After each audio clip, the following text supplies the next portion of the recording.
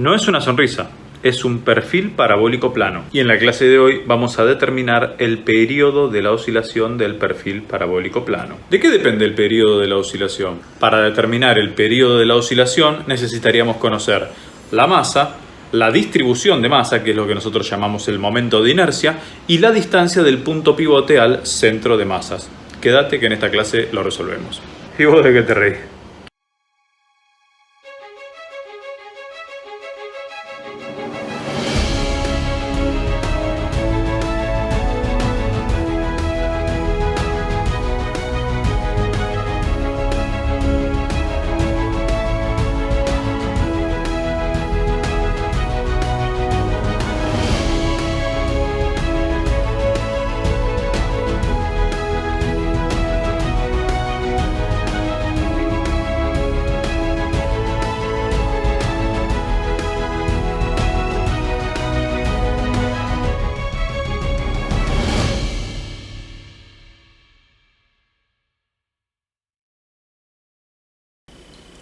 Vamos a repasar la ecuación de movimiento del péndulo físico. Tenemos un cuerpo que se conoce su masa y su momento de inercia respecto a su eje baricéntrico. El único grado de libertad que tiene es el de rotación alrededor del punto O, del cual está vinculado con un apoyo fijo. Un grado de libertad de rotación es lo único que se le permite a este cuerpo. Y para plantear la ecuación de movimiento tenemos dos caminos.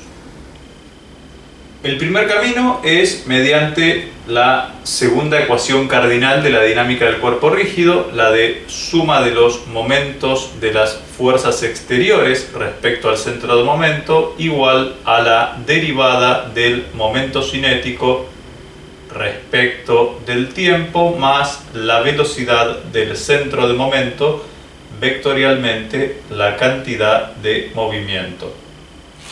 En este caso el centro de momento está en reposo, por lo tanto este término se anula. Y bueno, podríamos pensar que es un movimiento rígido plano, por lo tanto esta ecuación puede trabajarse tranquilamente en una ecuación del tipo escalar. Si pensamos en las fuerzas que están actuando, bueno, estará actuando la fuerza peso aquí concentrada en el centro de masas y estará actuando, si se quiere, la reacción en el soporte. Como nosotros estamos calculando momentos respecto al centro de momento, esta reacción no nos desarrolla momento. Podríamos pensarla, si se quiere, como una reacción en el soporte, pero no nos va a importar su valor en este momento en el planteo de las ecuaciones, porque esta reacción no desarrolla momento respecto a ese punto, respecto al centro de momento. Así que a lo que tendríamos que prestarle atención es al momento desarrollado por la fuerza peso. Si el momento desarrollado por la fuerza peso,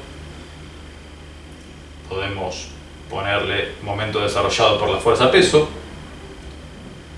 será el peso por la distancia efectiva, siendo la distancia efectiva d por el seno del ángulo θ, el ángulo de apertura del péndulo con la vertical que asumimos 0 grados.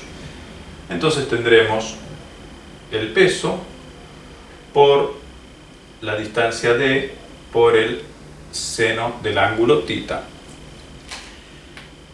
Y aquí una cuestión de nomenclatura en cuanto al sistema de referencia.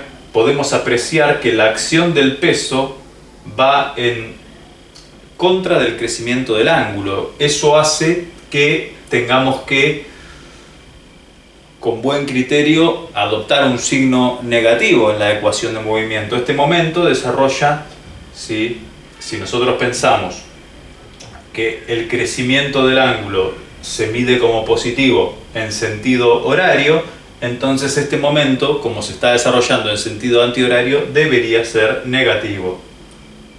Y por supuesto que el momento cinético del sistema será el momento de inercia del cuerpo respecto al punto O por su velocidad angular y naturalmente la derivada del momento cinético será el momento de inercia por la aceleración angular o por θ doble punto. De esta manera nosotros podemos igualar, si estamos en una ecuación del tipo escalar, es un movimiento rígido plano, así que eso, como habíamos explicado anteriormente, lo que tenemos es esta igualdad. Tendremos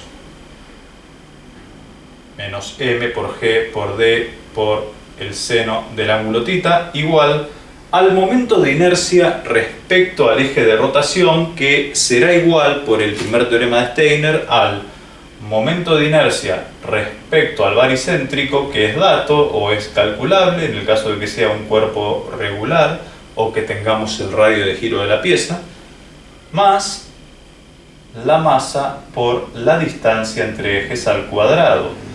Todo esto por la derivada segunda del ángulo o la aceleración angular.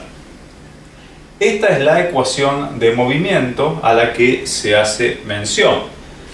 Acá podemos pensar que son pequeñas oscilaciones. En el caso de pequeñas oscilaciones, por primer término de la serie de Taylor, podemos pensar que el seno del ángulo se confunde con el ángulo y nos permite de alguna manera linealizar la ecuación diferencial de manera tal que nos quedará θ doble punto más m por g por d sobre el j equivalente, que es el j baricéntrico más m por d al cuadrado por θ, igual a 0, siendo esta la ecuación diferencial que define la dinámica del péndulo físico. Como ya hemos visto en las clases de movimiento oscilatorio armónico, la solución de esta ecuación diferencial es una combinación de senos y cosenos, es una solución del tipo armónica, corresponde al movimiento oscilatorio armónico rotacional, y la solución viene dada por una combinación de senos y cosenos. A por el coseno de omega 0 por t más b por el seno de omega 0 por t. Expresión válida para t mayor o igual que 0, siendo omega 0 igual a la raíz cuadrada de la expresión que tenemos aquí, m por g por d dividido j baricéntrico más la masa por la distancia entre ejes al cuadrado. Por supuesto que, repasando la teoría del movimiento oscilatorio armónico, recordamos que el período de la oscilación se obtiene como la inversa de la frecuencia o como 2pi sobre omega sub 0, de manera tal que el período de la oscilación sostenida del péndulo físico, en términos aproximados para pequeñas oscilaciones, será 2pi por la raíz cuadrada de momento de inercia baricéntrico más la masa por la distancia al cuadrado, todo eso dividido m por g por d. Y de esta manera hemos encontrado el período de la oscilación de un cuerpo cualquiera donde se conocen el momento de inercia respecto al eje baricéntrico, la masa, se conoce la distancia entre ejes al cuadrado, y eso es todo lo necesario para poder encontrar el periodo de la oscilación para pequeñas oscilaciones. Seguramente, dada la forma de la geometría del cuerpo que estés estudiando, tendrás que tomarte tu trabajo para encontrar el momento de inercia del cuerpo respecto al eje baricéntrico y respecto a la cara saliente al pizarrón, al eje saliente al pizarrón. De esa manera es que podés usar esta misma expresión para cualquier cuerpo que se te presente y cualquier distancia entre ejes que se te presente. Si recordamos el período del péndulo simple, la expresión era, si vamos a ponerle péndulo simple, la expresión era 2pi por la raíz cuadrada de la longitud del péndulo dividido la aceleración de la gravedad. Esta característica se da cuando la masa está concentrada en el extremo y es considerada una partícula, ¿sí? Para recordar a lo que estamos haciendo referencia, estamos haciendo mención a cuando la masa está concentrada en el extremo y obviamente tenemos el ángulo θ respecto de la vertical. El análisis es el mismo que hemos hecho, pero sin momento de inercia prácticamente, ¿no? Porque la masa está concentrada, es una partícula y la partícula no tiene momento de inercia por sí misma, porque no es un cuerpo. ¿Qué pasa en la expresión del péndulo físico? La expresión que hemos encontrado del péndulo físico, tenemos el 2pi, tenemos la raíz cuadrada del momento de inercia respecto al baricéntrico más la masa por la distancia al cuadrado, todo eso dividido la masa por la aceleración de la gravedad por la distancia. El periodo del péndulo físico general. Si nos tomamos el trabajo de dibujar,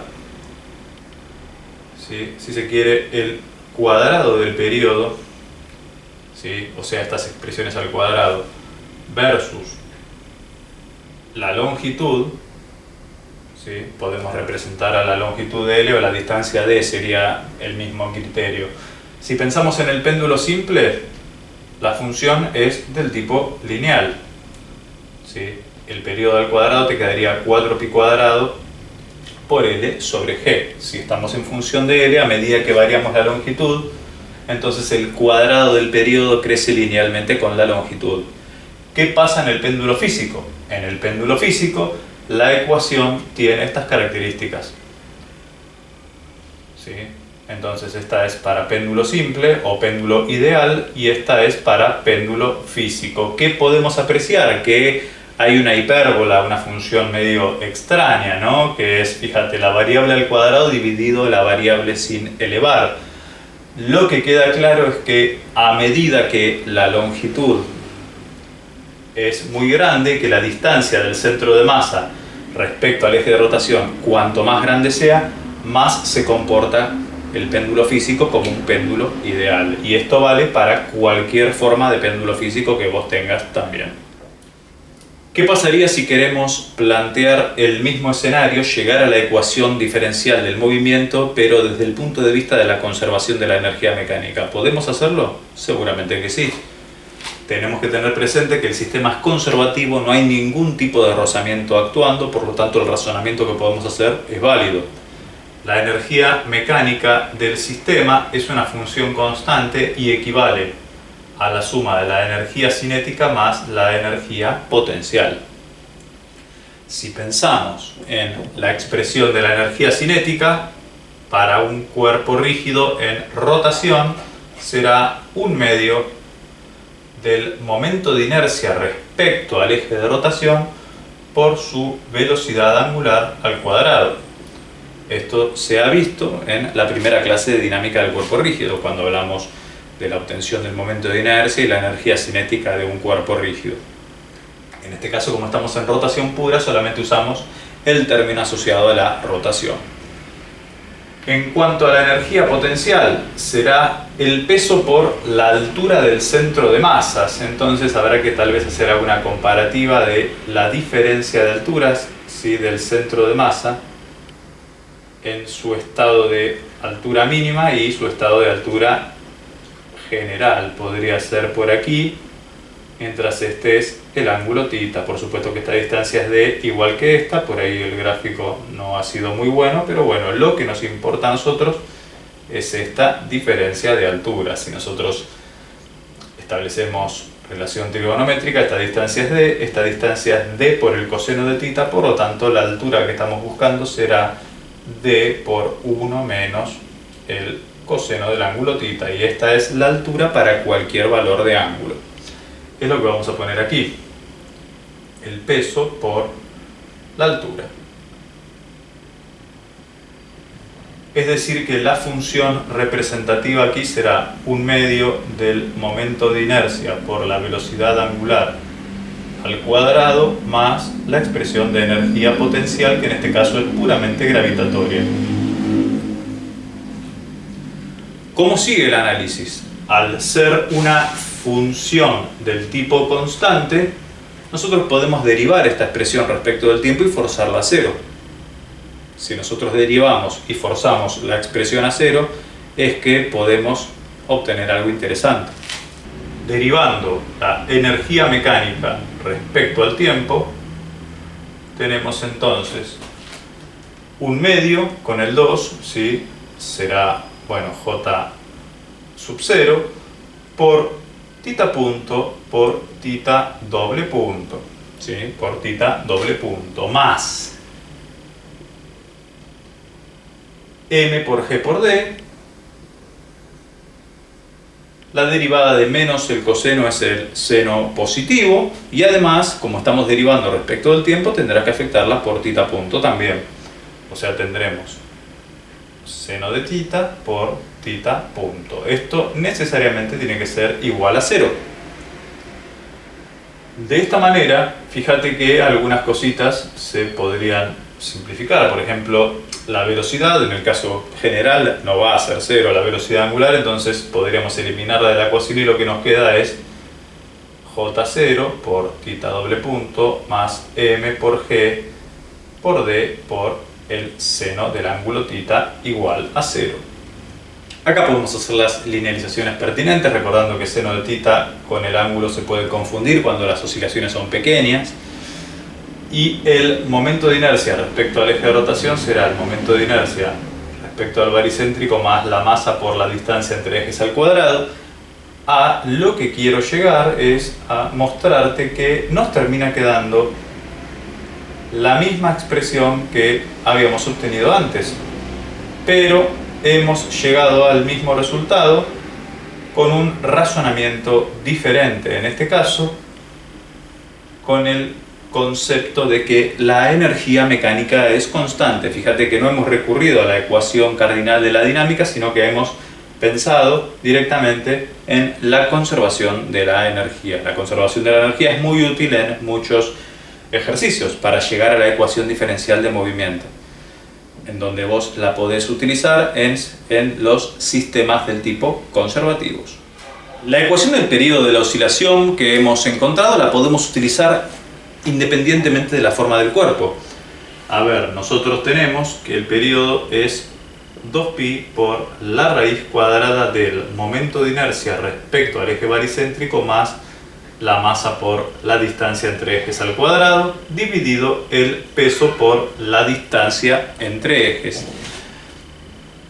Si nos ponemos a pensar, lo que vos tenés que conocer para determinar el periodo de oscilación para pequeñas oscilaciones es el momento de inercia respecto al eje baricéntrico, la masa del cuerpo, si se quiere, y también la distancia entre ejes.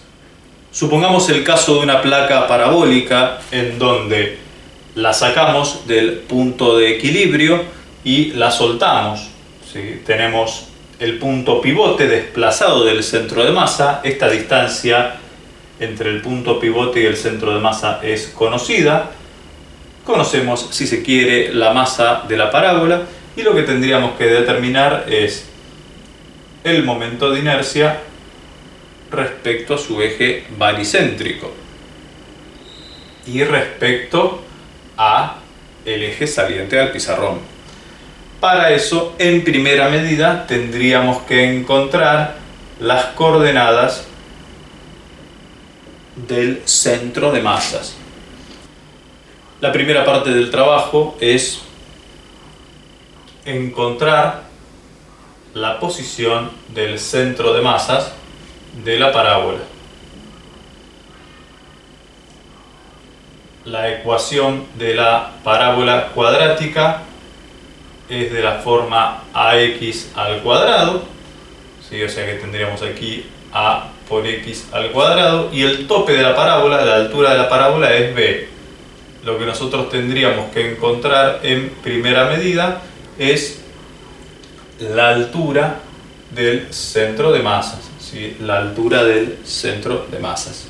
Si quisiéramos obtener la posición del centro de masas, lo que tendríamos que hacer será 1 sobre la masa por la integral, en este caso de superficie porque es una placa parabólica, de y por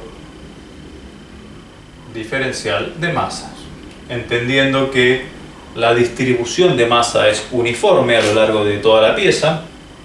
Entonces el diferencial de masa se puede expresar como la masa total sobre el área por el diferencial del área. Como estamos en coordenadas cartesianas, al diferencial del área lo podemos expresar como diferencial de x por diferencial de y. Hecho este razonamiento, es que nos quedaría casi una integral de superficie. La coordenada del centro de masa será entonces, en primera medida, la integral a través de toda la superficie de y por diferencial de x, diferencial de y. El m sobre a, bueno, puede salir afuera, entonces el m con el m se termina yendo y nos terminaría quedando el área en el denominador. Pero el área es algo que tampoco conocemos, así que tendríamos que determinarlo. Esta será la expresión para obtener la posición en y del centro de masas. O sea que la mala noticia que tenemos es que tendríamos que resolver dos integrales dobles para determinar la posición del centro de masas de un cuerpo que no es del todo regular. Bien, en primera medida estamos listos para determinar la superficie encerrada entre la parábola y la recta horizontal. ¿Cómo es la integral entonces? ¿Cuáles serán los límites de integración? Podríamos pensar en primero resolver el diferencial de y, que es el que tiene las dos funciones. La primera función es a por x al cuadrado y la segunda función es b. Y todo esto queda resuelto. Habrá que integrarlo entre el límite inferior de x menos la raíz cuadrada de b sobre a y el límite superior, que será la raíz cuadrada positiva de b sobre a. Todo esto por diferencial de x. Si integramos aquí, tenemos, esta integral es inmediata, entonces nos quedará un trabajito para la segunda, ¿no? Nos quedará integral de raíz de b sobre a negativo, raíz de b sobre a positivo, de b sobre a positivo, perdón. Nos quedará entonces integrales de b menos a por x al cuadrado, todo eso por diferencial de x. Lo que podemos apreciar es como es una función del tipo par y los límites son simétricos, podemos hacer directamente que el área equivale a 2 veces la integral entre 0 y el límite superior. Esto será b menos a por x al cuadrado, todo esto por diferencial de x.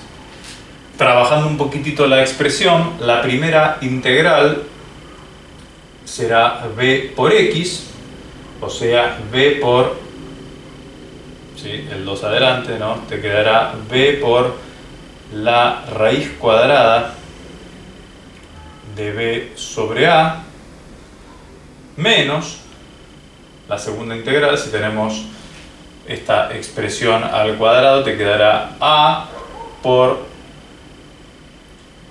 un tercio, o sea, dividido 3 por la raíz de b al cubo sobre a al cubo. Ahora vemos cómo le damos un poquitito de forma más amigable a todo eso, pero parece que es lo que queda, ¿no? Sí, sí, es lo que queda, es lo que queda. Trabajando la expresión, nos quedará entonces, bueno, 2 veces te quedará b a la 3 medios, ¿sí? B a la 3 medios sobre a la 1 medio menos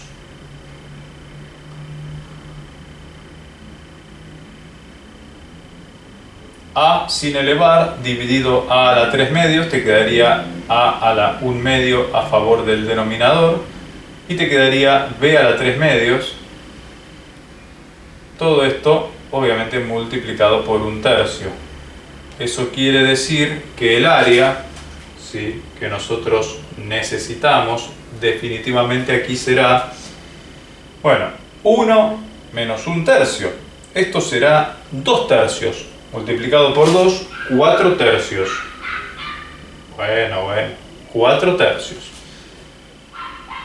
De b a la 3 medios, me contesta, ¿viste? De b a la 3 medios dividido a la 1 medio. Esta será el área que nosotros tenemos encerrada aquí. Si no metimos la pata en ningún lado, por lo menos fíjate que tiene unidades de longitud al cuadrado. B es la altura, o sea, esto de alguna manera mide una unidad de longitud.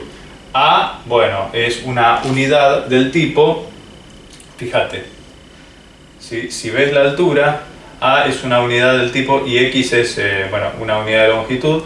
A es una unidad de longitud a la -1, o sea, te quedaría la altura a la 3 medios dividido la altura a la -1 medio, o sea, te quedaría altura a la 3 medios por altura a la 1 medio, te quedaría altura al cuadrado, o unidad de longitud al cuadrado, mejor dicho, ¿sí? Entonces el área se mide en metros cuadrados y vale esto. ¿Para qué hicimos todo esto? Lo hicimos para tener el denominador en la determinación de la posición del centro de masa. El ejercicio no terminó para nada, recién empieza. Recordemos que la expresión del centro de masas era 1 sobre área, o sea, 1 sobre toda la expresión, 4/3 de b a la 3 medios dividido a la 1 medio, todo esto por la integral doble, vamos a ponerle y por diferencial y, todo esto por diferencial de x. Parece lo más saludable plantearlo de esa manera. Los límites de y los conocemos, serán ax al cuadrado y b. Los límites de x los conocemos, serán menos raíz de b sobre a más raíz de b sobre a. Parece que tiene sentido la cosa, ¿no? Vamos a concentrarnos en resolver la integral. Esto del medio, en primera medida, esta integral es y al cuadrado sobre 2. O sea, habría que pensar en los límites de integración, ¿no? Arriba te va a quedar, bueno, b cuadrado sobre 2 menos esta expresión al cuadrado, o sea, al cuadrado por x a la cuarta dividido 2. Esto es esta integral. Por supuesto que a todo esto, si querés afectarlo por y del centro de masa, esto le podemos poner área directamente, ya sabés qué es esto, solo para no escribir tanto ahora. Menos raíz de b sobre a más raíz de b sobre a por diferencial de x, o sea que es la misma historia que antes, ¿no? Y acá te invito de vuelta a pensar en lo mismo. Si esta es una función del tipo par, ¿qué nos impide a nosotros poner como límite inferior el 0 y multiplicar a toda la integral por 2? Parece lo más saludable como para no tener que laburar tanto, ¿no? Con diferencias y con la regla de los signos, que por ahí nos comemos un menos y nos queda un quilombo. Esas cosas pasan siempre. Bien, a todos nos pasó, así que tranqui. Bien, entonces te quedará que la y del centro de masa será 2 sobre a por, bueno, lo que tenemos aquí. A ver, ¿qué tenemos aquí? Esto no depende para nada de x, así que quedará multiplicado por x. Te quedará b cuadrado sobre 2 por la raíz de b sobre a. Muy bien. Menos a cuadrado sobre 2 por x a la cuarta, y la integral del x a la cuarta, x a la quinta sobre 5, o sea que acá estará un quinto y esta expresión a la quinta, o sea, raíz de b a la quinta sobre a la quinta. Si laburamos un poquitito la expresión, no queda otra, la vamos a tener que laburar. ¿Qué va a ser? Así es esto, ¿no? Fíjate. Si te pones a pensar, esto es b al cuadrado por la raíz de b, esto también es raíz de b a la quinta, o sea que tienen las mismas unidades. Por lo menos eso nos da garantía de que no metimos tanto la pata. ¿Sí? Acá de vuelta. Bueno, acá tenés a al cuadrado, esto sería raíz de a a la cuarta. Acá tenés a la quinta en el denominador, dentro de la raíz cuadrada sería lo mismo que 1 sobre raíz de a, o sea que dentro de todo estamos bien ahí. Por lo menos ya nos da con las mismas unidades, quiere decir que tanto lío no hicimos. Bien, a ver, ¿cómo seguimos? Y hay que laburar acá, ¿no? Esto tiene las mismas unidades, acá tenés el 2, que bueno, que puede irse con este y puede irse con este. Esta diferencia te queda 1 menos 1 quinto, te quedaría 4 quintos. ¿Sí? O sea, vos tenés la inversa del área, si querés lo ponemos, ¿no? O sea, 4 tercios b a la 3 medios sobre a la 1 medio. Y acá nos quedaría 4 quintos en toda esta diferencia de b a la 5 medios, qué quilombo, dividido, bueno, a la 1 medio, este parece que se va, ¿no? O sea, listo, este ayuda dentro de todo. A la 1 medio, fíjate que a la 1 medio con a la 1 medio se va, o sea, estamos bien. 4 con 4 se va, bueno, muy bien. 5 medios con 3 medios se va. Y nos queda una unidad de longitud, porque b es una unidad de longitud. Si pasamos todo esto, nos queda que la posición del centro de masa es 3 quintos de la altura. ¿Sí? Entendiendo que b es la altura de la parábola cuadrática, o sea, el limitante superior. Porque en algún momento la pieza se tiene que terminar, no puede crecer la parábola indefinidamente. Entonces, la posición del centro de masas, si nosotros dividiéramos esto en 5 partes, más o menos, estaría por acá. Esta sería la posición del centro de masas que nosotros hemos determinado, 3 quintos de la altura total. Con la posición del centro de masas, vos ya sabrías, ¿sí? Ya tenés la posición a la que está colocado el punto pivote y podrías determinar esa distancia, llegado el caso, la distancia del pivote al centro de masas. ¿Qué hay del momento de inercia? Bueno, hay que seguir trabajando. Recordemos la definición del momento de inercia, ¿sí? Si nosotros quisiéramos determinar el momento de inercia respecto al punto O, ¿sí? Al vértice de la parábola, una posibilidad podría ser, bueno,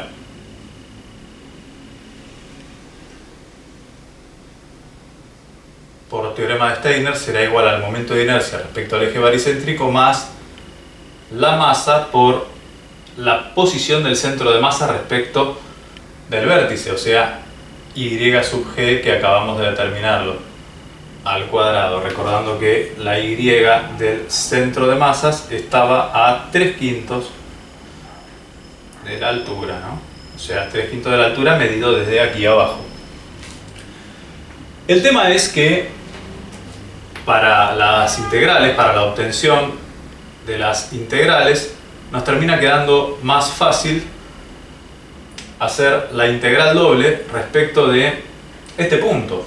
¿Qué es lo que tendríamos que hacer? Estrictamente hablando, el momento de inercia es la integral de la superficie del r cuadrado por diferencial de masa. ¿Qué es r aquí? R cuadrado serían las contribuciones de masa a lo largo de todo el plano. Como es nuestro momento de inercia respecto al eje z, respecto al eje saliente, al pizarrón, el r cuadrado será x al cuadrado más y al cuadrado. ¿Y qué será el diferencial de masa? Bueno, lo que dijimos antes, ¿no?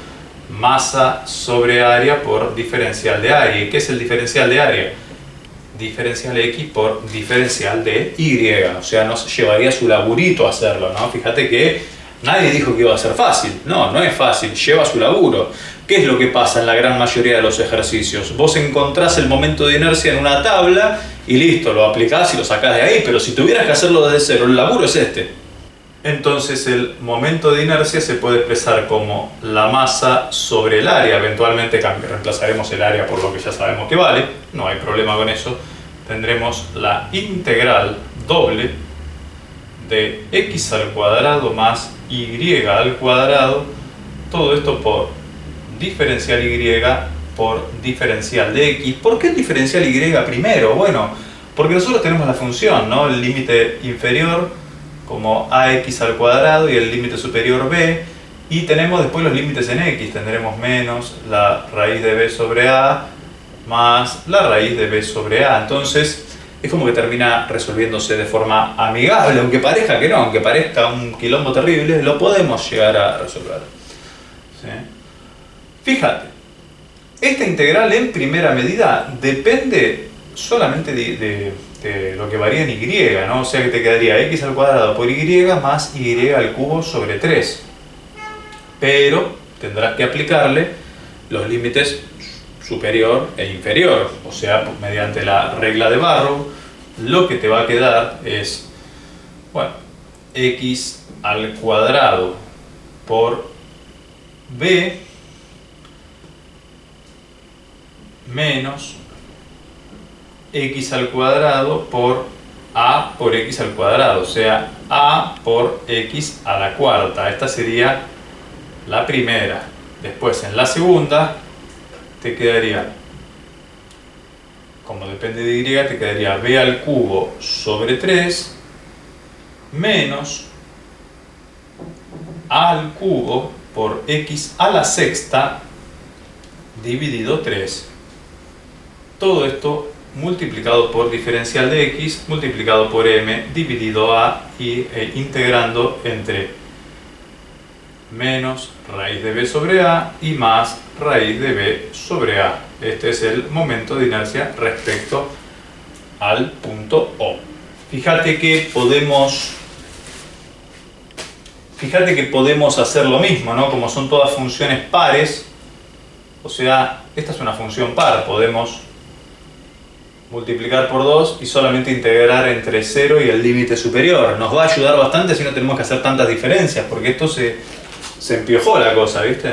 O sea, bueno, acá te quedará momento de inercia igual a 2m sobre a. Esta parte la hacemos rápido. Te quedará, bueno, la integral de x al cuadrado por diferencial de x será x al cubo sobre 3, pero te quedaría entonces b a la 3 medios sobre 3a a la 3 medios. Todo eso multiplicado por b. Menos. Esta parte es x a la cuarta. ¿Sí? Cuando vos la integras te va a quedar a por b a la 5 medios dividido 5 por a la 5 medios. Más b al cubo dividido 3 por b a la 1 medio dividido a la 1 medio, ya que no pusimos raíz antes, porque vamos a poner raíz ahora, ¿no? O sea, menos a al cubo sobre 3 por x a la séptima sobre 7, o sea, b a la 7 medios dividido 7 por a la 7 medios. Puede no gustarte, pero la expresión es esta. Fíjate que si desarrollamos un poco la expresión, tendríamos 2 veces la masa dividido 4 tercios de b a la 3 medios dividido a la 1 medio. Todo eso por... Bueno, aquí hay algunas cositas que pueden quedar en común, ¿no? Esto nos queda en común con esto, b a la 5 medios dividido a la 3 medios. Todo eso por, bueno, 1/3 menos 1/5. ¿Sí? 1/3 menos 1/5 se puede pensar como que el común denominador es 15. Si el común denominador es 15, te queda 15 dividido 3, 5, menos 15 dividido 5, 3. Te quedaría 2 arriba. Bien. Más Estas tienen los mismos factores, b a la 7 medios dividido a la 1 medio, y la cuestión es lo numérico. ¿Qué nos queda lo numérico, no? 1/3 menos 1 sobre 3 por 7, 21. O sea que el común denominador es 21 dividido 3, 7, menos 1, 6. Si no hicimos lío, así tendríamos que estar. Y acá algunas cositas se pueden ir. La buena es que algunas cositas acá se pueden ir, ¿sí? Tendríamos, a ver, este 3 medios se puede ir con este 5 medios y nos quedaría b a la 2 medios, ¿no? Y con este 7 medios te quedaría 4 medios, bueno, te quedaría al cuadrado aquí, eso sí, no podemos zafar. Este a la 1 medio se podría ir, bueno, con esta expresión te quedaría a simplemente, y se podría ir con este tranquilamente, ¿no?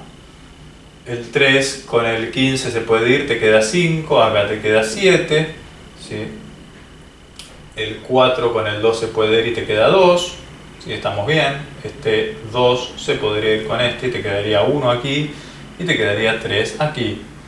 Entonces el momento de inercia, pasando el limpio, será la masa por, ¿sí? Bueno, se puede sacar factor común b, y lo que nos queda será, bueno, 1 sobre 5a más 3b sobre 7. Este será el momento de inercia de la placa parabólica respecto al punto O. El momento de inercia respecto al centro de masas será la expresión obtenida más 3b sobre 7 menos la masa por la altura del centro de masas al cuadrado. O sea, tendríamos 9/25 de b cuadrado. Este b aquí, este b no va al cuadrado. Y ahí estaríamos, ¿sí? Esta sería la obtención del momento de inercia del centro de masa. Seguramente podamos trabajarla un poquitito la expresión. Fíjate que bueno, lo que depende de b cuadrado sería 3 séptimos, ¿no? Sí, o sea, tendríamos que hacer 3 séptimos menos 9 sobre 25. ¿Sí? Una posibilidad podría ser, bueno, 3 séptimos menos 9 sobre 25. Te quedaría 175 en el denominador. 175 dividido 7, 25 por 3, 75. Menos 175 dividido 25, 7 por 9, 63. Todo eso multiplicado por la masa y por b al cuadrado.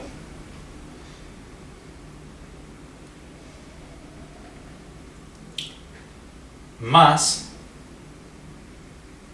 m por b sobre 5a. 75 menos 63 se puede reemplazar, el valor es 12, y este será el momento de inercia de la pieza respecto a su eje baricéntrico. ¿Llevó trabajo? Sí, llevó trabajo, pero el momento de inercia es este. Una vez que obtengas el momento de inercia, te vas a la expresión del periodo. La expresión del periodo era 2pi por la raíz cuadrada del momento de inercia respecto al baricéntrico más la masa por la distancia desde el pivote hasta el centro de masa al cuadrado, dividido m por g por d. O sea, todo este trabajo que nos hemos tomado en la clase de hoy es para determinar cuando no es tan evidente y cuando no es un cuerpo o una placa del tipo regulares de los que venís haciendo siempre. Seguramente esta expresión la puedas encontrar, pero fue bueno que podamos resolverla una vez como para que te des cuenta de cómo se resuelve, de cómo se hace por lo menos una vez sin recurrir a la tabla. Por supuesto que si lo tenés que hacer muchas veces, recurrís a la tabla y el problema ya estaría resuelto. Esta fue una clase especial de péndulo físico y determinación de la posición del centro de masas. Esperando que te haya gustado, yo soy Jorge Alejandro y nos vemos en la próxima. Chao.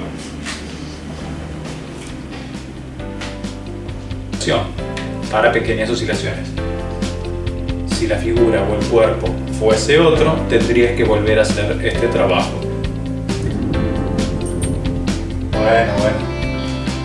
No pasa nada, no pasa nada. Se asusta con los rayos. Así que bueno, tranqui, no pasa nada. Vení.